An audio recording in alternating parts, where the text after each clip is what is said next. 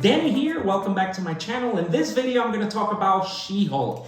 And I did not make a video for the first episode only. I really wanted to wait for 2 episodes to come out because guess what? If you've seen my videos before, I've always been very vocal about, I love the shows that Disney Plus is putting out, especially the Marvel content. What I do not like is that we're getting shows and episodes that are half an hour long, 40 minutes long. It's just not enough. And I made the conscious decision to say, hey, I'm gonna treat episode 1 and episode 2 as one long episode because they were short. And episode 1 went from about 30 minutes, episode 2 was about 22 to 23 minutes, not counting the credits. I think with the credits, it was about 28 minutes. So it just doesn't do the content justice. The show is great and I'm really enjoying it, but you can tell that because of the time of the episodes, they're like speeding through this a mile a minute. In episode 1, it was great that you got to see her get into the She-Hulk persona fairly quickly, but there was so much buildup that they could have done, especially the relationship between Jen and Bruce. Mark Ruffalo and Tatiana Maslany are awesome. They have chemistry and you can see it, and their relationship is believable. This is the first time you see them together, but guess what? You can tell there's a long history there. They're cousins, but in my mind canon, I like to think that Bruce was, really close with his cousin when they were younger. So she's more of like a little sister to him. And again, headcanon and kind of ties up to the way the Hulk was portrayed and the way Jen was portrayed. According to the comics, based on the comic books, when Bruce was younger, he was, abused by his father. His father would beat him, and that was part of the reason why the Hulk persona existed, because of that rage, that childlike rage that was within Bruce. So when he got hit with the gamma radiation, it was like it was this completely other person, right? Because that's what Bruce's inner persona is. And that's why when he makes reference, the other guy, it's because of that, because of that trauma he had as a child, which Jennifer never had growing up. And I like to think that because of the abuse he went through with his father, potentially Bruce's aunt brought him in, fostered him, and Bruce, served as an older brother for Jen, and they grew up really close. Again, headcanon, but it also explains why Jen doesn't have the multiple personalities. Bruce asked her, like, hey, you don't feel like there's another person on the wheel taking control? She's like, nah, this is me, I'm in control. And from a story perspective, it's not that Jen is better than him. It's not that she's a woman and, she has more control. It has nothing to do with that. It's just that the background of the 2 individual characters was different. Bruce was raised in a broken home. He was abused. Jen was raised in a loving home. You see that in the 2nd episode. But before I get to the 2nd episode, I want to continue speaking about this great dynamic that you see between Bruce and Jen, the Hulk and She-Hulk. And I felt it was really powerful from a Bruce Banner perspective, from a Hulk perspective, because you can tell he was alone. And he found a common ground with someone else. His cousin of all people is a Hulk, and he just wants to share his experience. He wants to share that knowledge. He wants to be able to have that person to connect with and say, hey, I've been alone my entire life. The closest person I was to was Tony, and he's not here anymore. And, it was beautiful that he spoke about Tony and that Tony built that lab for him, which is the lab that he spoke about in Endgame, where he combined the 2 personas of Bruce and the Hulk. And we get that backstory. You have Hulk's bar, and he talks about how Tony and himself, Bruce, were, they would have drinks, and, Tony did most of the drinking while Bruce did most of the studying or research. But it was just great to see a little bit of that backstory, and that's what I want to see. The great thing about these Marvel movies, especially going back to the original Avengers movie, was just seeing the characters interact. Yeah, you're gonna get the action, you're gonna get awesome special effects and fight scenes, but these small, quiet moments are the big payoffs. How great was it when you saw Bruce Banner for the first time speaking with Tony Stark, and they're doing this research and they're talking, and Tony just brings the best out of Banner. that was great in Avengers. So I love seeing that within these movies. When they cut the movies short or the shows short and they just stick to the action and the fast pace, you lose that element of intimacy as characters. And that's been my frustration with this show. It is too short. Disney, Marvel, come on, man. 45 minutes minimum. Let's talk about what I loved about the show, and I kind of already did. It's just that dynamic, but the humor is great. It's not over the top. It's not Thor Ragnarok or Thor Love and Thunder. Oh my God. It's passive humor that fits with the context of the show and the episode. That first episode, it was that introduction to She-Hulk, her relationship with Bruce, and her getting an understanding of, hey, these are my limitations, these are my powers, great, I can control it, I want to be Jen Walters. And that episode ends with her having to willingly become She-Hulk, which leads to the second episode. Now she has to be She-Hulk. Even though she won the case, they had to dismiss it because the jury were saved by the She-Hulk. What were they gonna do? Say, oh, you know, we're gonna make our verdict against her. She just saved our lives, right? And that played out perfectly because it just led to her next dilemma. I can't get a job. You know, my normal life has now been impacted by these superpowers. And I love that whole little transition where she's looking for work and, you know, she's going to these prestigious law firms. And then by the end of it, she can't even get a job at a rinky-dinky law office. And she's bummed out. And, you know, she has this conversation with her parents, and it was great because it's always nice to see these superheroes families, right? And how do they act and how do they react to a family member being a superhero? And I thought it was great. And I love that scene with her dad calling her over, hey, I need your help with something, and brings her to the garage, and he explains to her like, hey man, you hit your biggest fear, you reached rock bottom, you're still here, you're still standing, let's move on. Emil Blonsky, it was awesome to get that character back after so many years. And Jen calls Bruce to ask him for permission / tell him she's taking the job. And I just love the nod because this show is so meta. Not only because She-Hulk breaks the fourth wall, but because Bruce tells her like, hey man, me and Blonsky, we're good. You know, we came to terms with everything. I'm a completely different person, literally. Wink, wink. That fight was so many years ago. I'm a completely different person now, literally.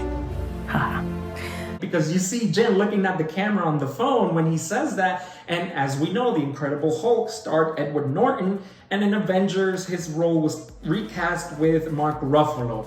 And again, very cool meta joke. There were a lot of Easter eggs, not even in just the first episode, but even in the second episode it continued. So this is a show that Marvel and and the creators are having a good time with. They're having fun, they're having a blast, they're throwing out Easter eggs, little hints at future things to come. In the newspaper there was a headline, man with claws gets into a bar fight. Wolverine, anyone? I couldn't help myself. But you also got another headline with a giant man statue or man made of stone in the ocean. That's a nice little nod to Eternals and the Celestial that got, turned to marbles, to stone. So this show is really kind of hitting all these little topics and story elements from different movies. At the very end, you get the scenario where She-Hulk says, yeah, I'm gonna take the case for Blonsky. I got this, 100% I'm gonna get him out. Look at the news. Guess what? Video went viral of Abomination in a cage fight with none other than Wong. Where did we see that before? Oh, let me tell you, Shang-Chi. But my theory is that this was also a setup because we know Shang-Chi happened some time before the She-Hulk series started. We just don't know how far apart. But all of a sudden that video just magically pops up now that he wants to kind of get out of jail, right? So I think someone set that up. Who was it? Maybe it was Jen's boss. Maybe he set that up. I don't know, but I really love that line that Blonsky made. Hey, I want to hang out with my pen pals, my 7 friends, my 7 soulmates. Another Easter egg, another setup. Thunderbolts, people, we are getting the Thunderbolts. Marvel announced the movies coming out at the very end of Phase 5, and we've been seeing the groundwork, you know, Abomination, Ghost, Yelena possibly, although she's kind of a good guy, but we also got US Agent, so they are building up to the Thunderbolts, and that's going to be great. I hope Zemo is in that team, because I just want to hear that line, "We are masters of evil," right? Because the team consists of a bunch of supervillains trying to be good, right? Because of the government. But if you know the Thunderbolts comic books, they were the masters of evil, and they were pretending to be superheroes because the Avengers were gone. So they dressed up as superheroes, saving the day, but they had a grand scheme to take over the world. And the masters of evil, if you've read the comics, always beat the Avengers. Anytime they fought, the Masters of Evil won. And I can't wait to see this team come to form. So I hope there's some elements of that in the Thunderbolts series. But I love that this is almost confirmation that Blonsky will be part of that team. And I really love the way he just played it. He was like, listen, I thought I was going to be a super soldier. I thought I was going to be the next Captain America. They gave me a serum. I thought I was the good guy. And guess what? The bad guy gets all the glory. And that just kind of lit a light bulb on Jen. And she was like, oh yeah, I can get this dude out. But he got into a cage fight with Wong. Now, I'm sure there's a reason behind it. Maybe Wong is working with the government and he's training Abomination or training with Abomination. Maybe they're trying to see, hey, does he have what we need to put him in the scene? I just don't know. We have to see what's up with Wong. Wong has been throughout the whole Phase 4 of the MCU movies. We've seen him in shows. We've seen him in movies. I mean, he was in Spider-Man, in Doctor Strange, Shang-Chi. We're seeing him in She-Hulk, and it's awesome. I want to say that's pretty much it. Other than another setup. Where the heck is the Hulk going? He was in the Sakaran ship when he was talking to Jen, and she's like, hey, so you home? I'm like, nah, I'm gonna be indisposable. I won't be able to see you for a while. And then as the camera pans out, he's in a spaceship. Where is he going? Now, it's really easy to say, hey, this is just setting up World War Hulk. How, though? He's going to outer space. So is World War... I just don't know. Is World War Hulk going to take place in outer space and you're going to get cosmic heroes? Or is this going to sort of be a sequel to Planet Hulk, where in Thor Ragnarok, yeah, he was a gladiator, he was fighting, but it wasn't like the comics where he became this hero and he fought with the gladiators to revolt against, upper management, right? So are we going to get that aspect of the story now, where Hulk is now going to become a savior? Is there a potential that Scar is in the planet Sakaar, right? In the comic books, spoiler alert, Hulk has a kid. He fell in love, met a woman, a warrior woman that was able to, keep up with him, right? And give birth to his child. And they had a kid named Scar. And that kid grew up and he became this warrior. And is that what we're going to see? Where is this going? Like, seriously, where are we going with this, Marvel?